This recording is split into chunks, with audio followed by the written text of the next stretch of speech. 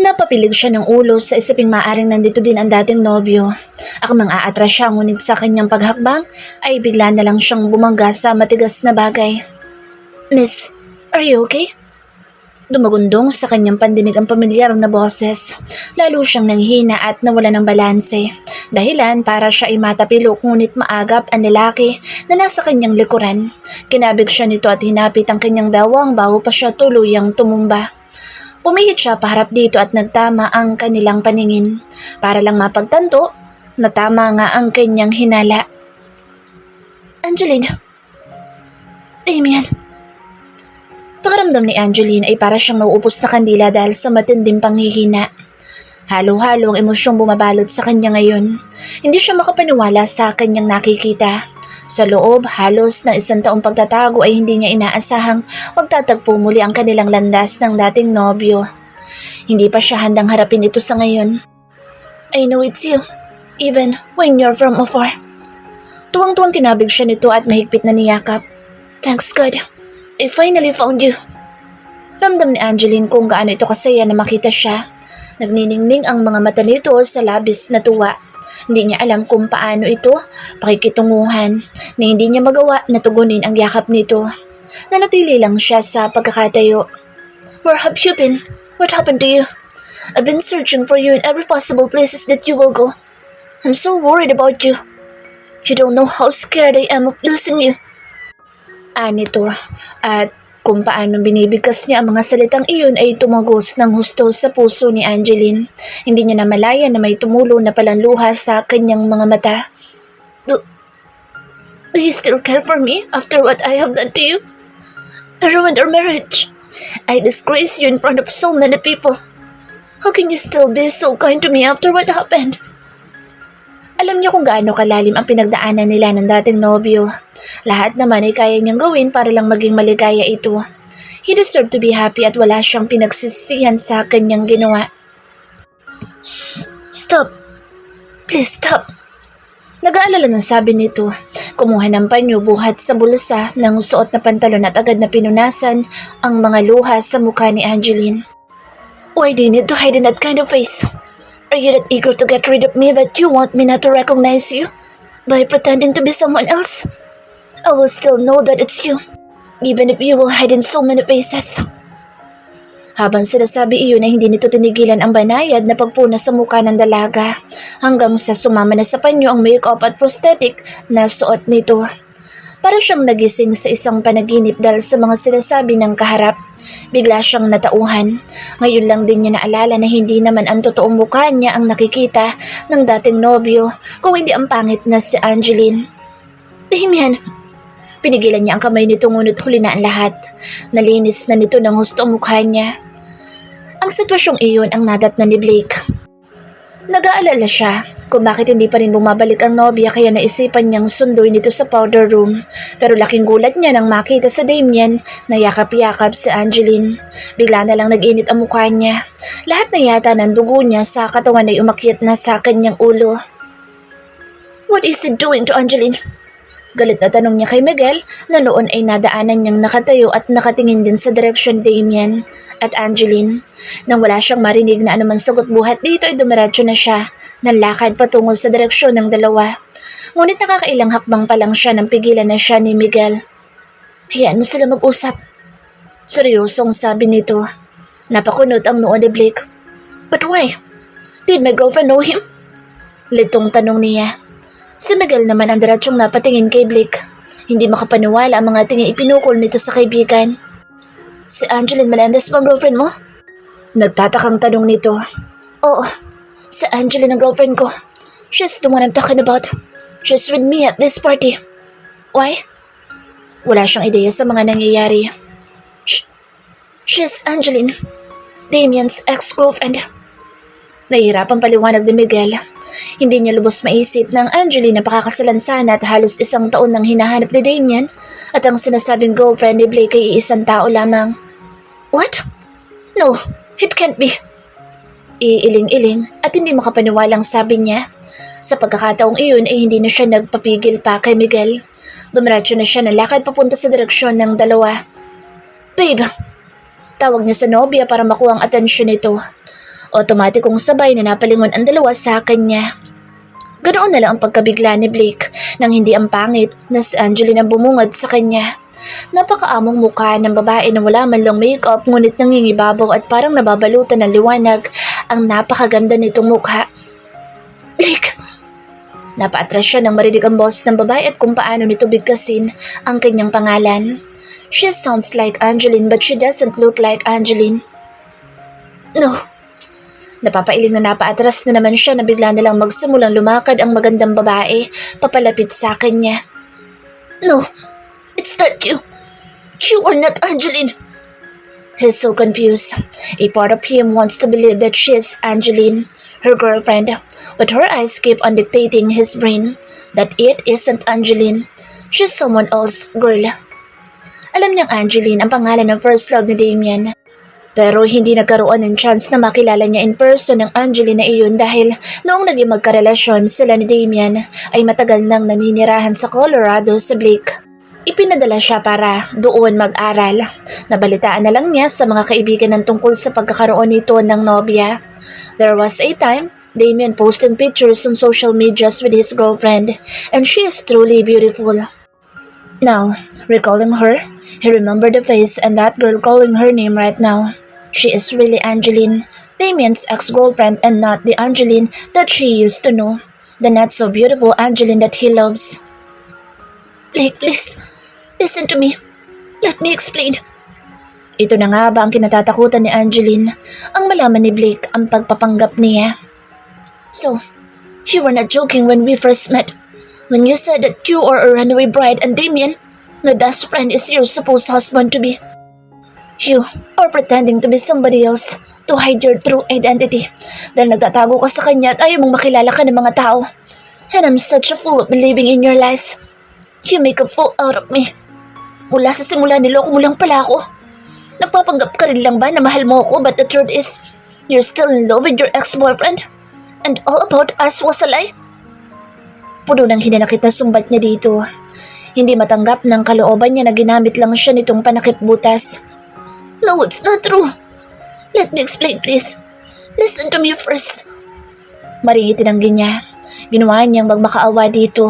Sinubukan niyang hawakan ang kamay ng nobyo ngunit iniiwasan nito ang katawan na mapalapit sa kanya na para bang nandidiri at talagang hindi siya kinikilala. Blake, pare. Let her explain. Ani Damian na nag-aalala din ng husto. Naguguluhan man ay parang alam na niya ang pupuntahan ng usapan ng dalawa. He's not aware of the situation. Matagal na panahong nawala si Angeline at hindi niya alam kung ano nangyari dito mula nang tumakas ito sa kanilang kasal. Back off, Damian! Galit na ani Blake dito. And you! Sabay turo kay Angeline. I don't wanna see your face anymore.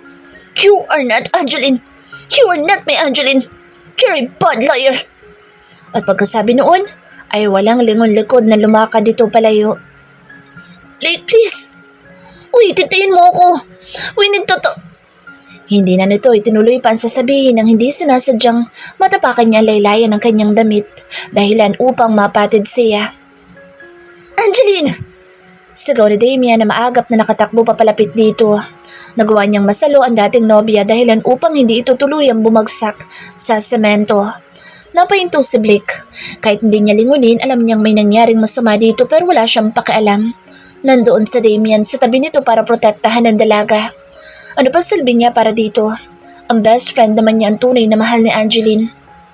Ipinagpatuloy niya ang paglalakad hanggang sa makarating siya sa parking kung saan nakaparada ang kanyang sasakyan. Agad na pumasok sa loob at pinaharurot iyon. Nadaanan pa niya sina Damian, Miguel at Angeline na nakatanaw sa kanya sa side mirror. Kitang-kita niya ang luha ang mukha ni Angeline ngunit imbis na maawa ay lalo lang siyang nakaramdam ng galit habang nakikita kung paano ito inaalo ni Damian. He felt so betrayed. Dinala siya ng kanyang mga paa sa isang bar.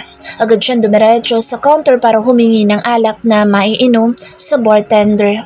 Gusto niyang magpakalasing para kahit papaano ay makalimutan niya ang galit at sakit na nararamdaman niya ngayon. Ganito ba talaga magmahal?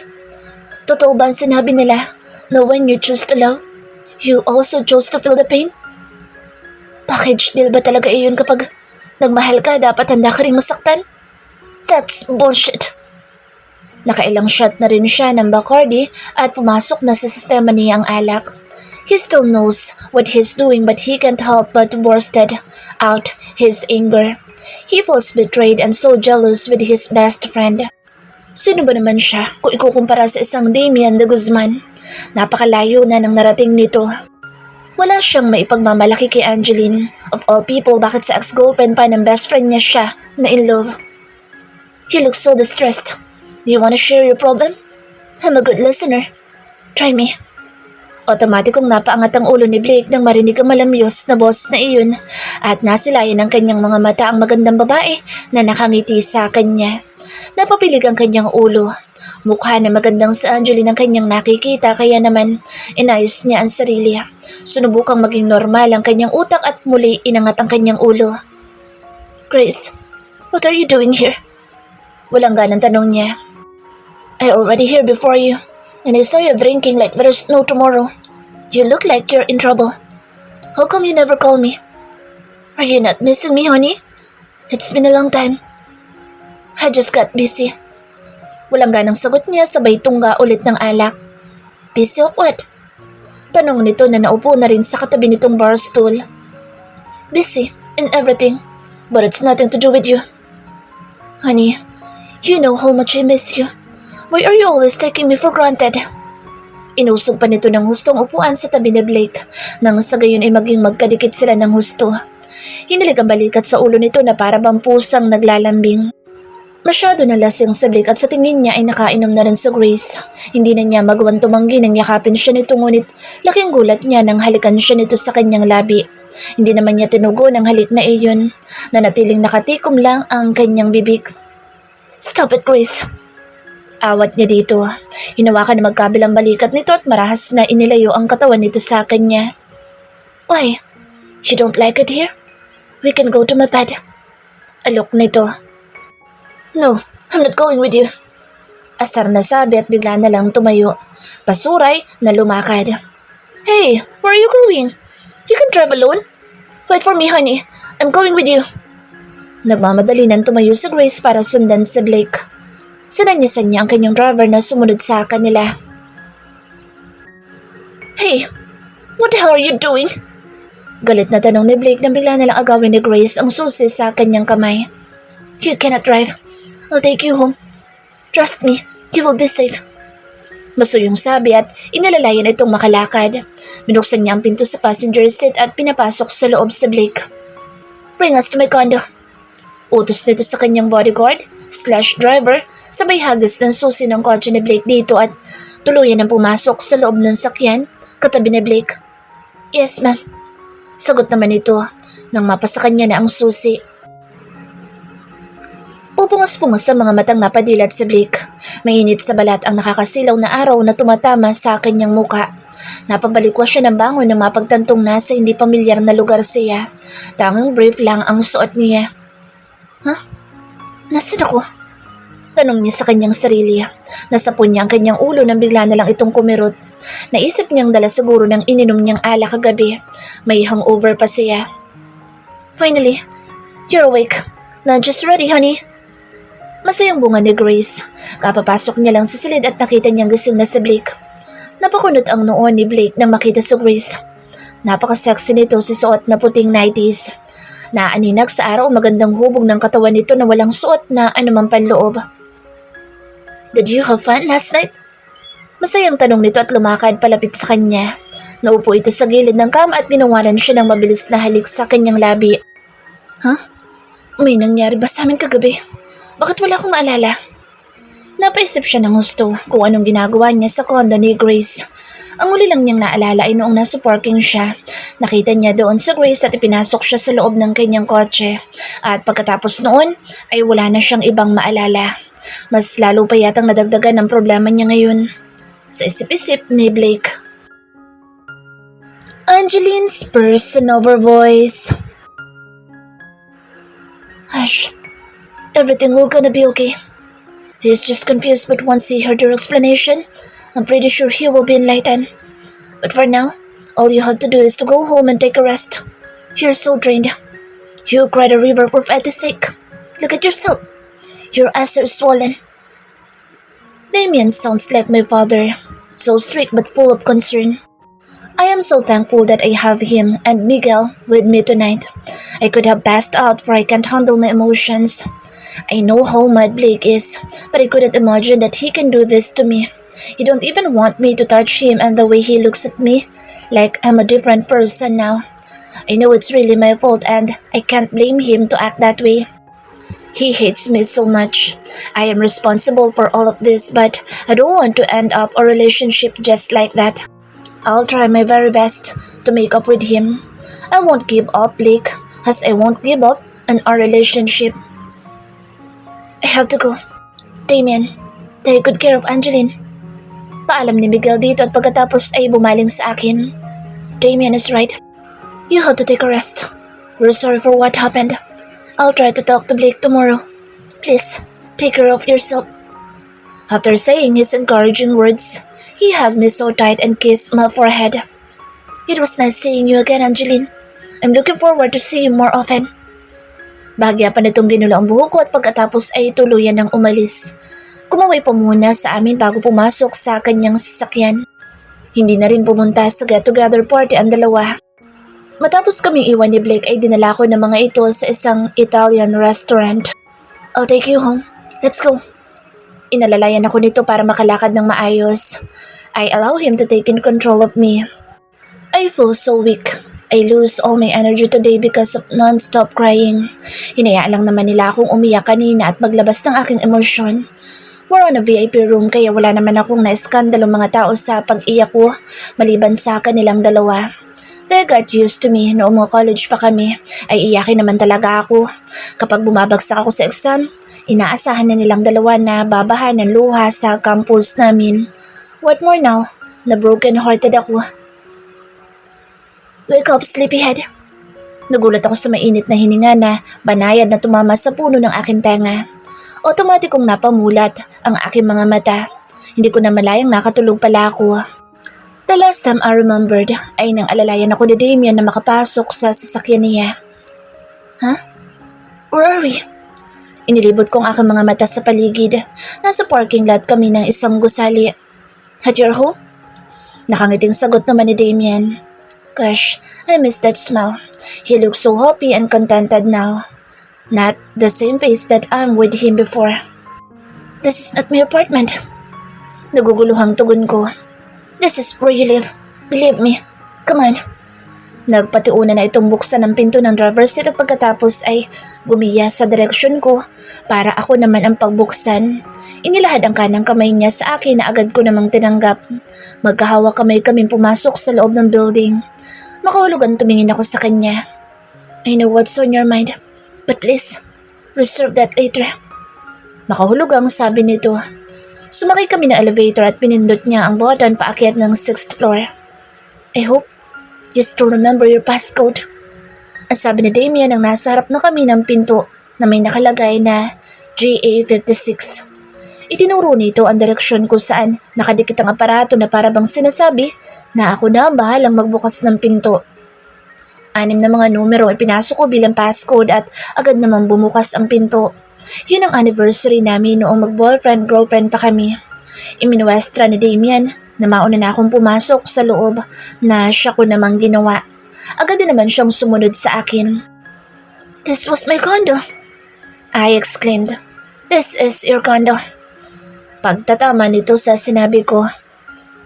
Pero, naibenta ko na ito bago sana tayo kasal. How come that it's still the same? My belongings are still here. Nagtatakang inilibot ko ang aking mga mata sa paligid. Ang mga kasangkapan na kasama ng ibinenta ko ay nandito pa rin. I'm the one who bought your condo. I never told you about this. I kept it a secret and also this.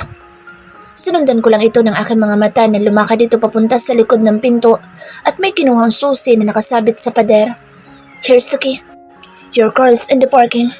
I kept the engine well maintained with regular check-up by the best mechanics. He said with enthusiasm. Hindi makapaniwala at alanganing inabot ko dito ang susi ng aking Mercedes-Benz. But why did you do that?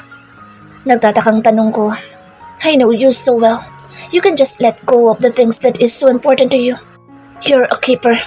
This condo and your car is your very first investment. It has a sentimental value to you. Tama siya. Kaya ko naman ibinenta ang mga iyon dahil gusto ko sana magpakalayo-layo.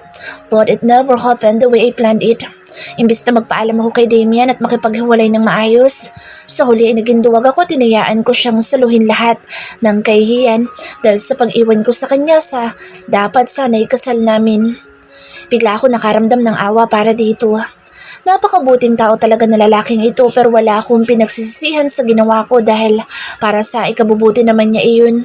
Gusto kong lumigaya siya at hindi ako ang taong makapagpapaligaya sa kanya. Sunugod ko siya ng yakap. Hindi ko na naman napigilan ang umiyak. I'm so sorry. Sa kabila ng paghikbi ay tanging nasabi ko, Shh! Stop crying. You're such a crybaby. Wala ka nang ginawa kung hindi ang umiyak. I should be the one who says sorry and not you. Sorry because I fell in love with someone else. I should have waited for you. I felt so relieved ngayon na nakita at nakapag-usap na tayo na maayos. Pinunasan nito ang luha sa aking mga mata ng kanyang palad. Then he caught my face and kissed my forehead. That's enough for today. Magpahinga ka na. Nasa kwarto mo pala ang maleta mo. Your wallet, passbook, ATM cards, and your passport. I kept everything because I believe that one day you will come back. Thank you so much. You're such an angel. Nakangiting sabi ko habang nakayaka pa rin sa bewang nito. Ang sagot lang nito at pagkatapos ay ginulo ang buhok ko. I need to go. It's late at night. Paalam nito sa akin. Tumango lang ako at sinabayan nitong maglakad palabas ng kondo ko. Double lock the door. Kung nagugutom ka, may mga stocks sa pantry at sa ref. You always filled foods to your kitchen. What can I say now? Just like the old days, you always pampered me. Nasisihang sabi ko. Ngumiti lang ito sa akin. Take care of yourself. If you need anything, just call me, okay? Sunod-sunod ang pagtangang ginawa ko. Be careful of driving. Pahabol na sabi ko dito. Kumaway pa muna ito sa akin at hindi ako umalis sa pinto. Nanatili ako nakatanaw sa kanya hanggang sa mawala na siya sa paningin ko. Hindi ako dalawin ng antok. Kahit anong pilit kong matulog ay ayaw makasama ng isip ko. Ang daming pumapasok dito. Sinubukan kong tawagan si Blake pero nakapatay ang cellphone nito. Sinubukan ko ring i-message siya sa lahat ng social media account na meron siya, ngunit ni isa'y wala man lang akong natanggap na sagot. Bakit ba kaya niya akong tiisin ng gano'n na lang? Bakit ayaw niya ako makapagpaliwanag na maayos? Namimiss ko na siya. Kahit sana marinig ko lang ang boses niya para makatulog na ako. Hindi man lang ba siya nag-aalala sa akin? Sana'y kumustahin man lang niya ako. 1 o'clock. 2 o'clock, 3 o'clock, 4 o'clock. Lahat na ng posisyon sa pagtulog ginawa ko na pero hindi ako nagtagumpay. Ang daming pumapasok sa isip ko. Ano kayang ginagawa ni Blake ngayon? Hanggang kailan kaya ang galit niya sa akin? Gustong gusto kong marinig ang boss niya. Hindi na rin ako makatulog at kahit anong pilit ay hindi ko magawang antukin. Sinubukan ko na lang magbilang ng tupa.